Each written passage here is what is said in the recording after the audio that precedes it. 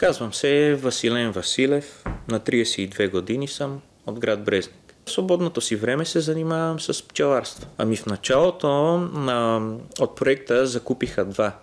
И аз закупих един и започнах с 3 кошера. Сега имам мои 19 кошера. Гледам пчелите горе на Църногорския манастир. За сега е на 2 локации. В момента произвеждам около 450 кг мед и го продавам цялото количество. Аз изкарах курса за пчеларството. Имам спомен, съм се включвал в 2 фермерски пазара. Единия беше в Перник, а другия на Църногорския манастир, мисля, че беше. Пак с продажби на мед. Определено създават контакти. Туристическия кооператив ще ми даде възможност за повече контакти и за по-голям пазар.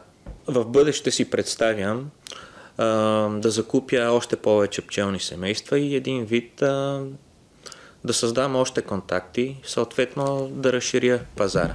Аз се представям след 5 години, че имам 150 кошера и продавам всичкия мед.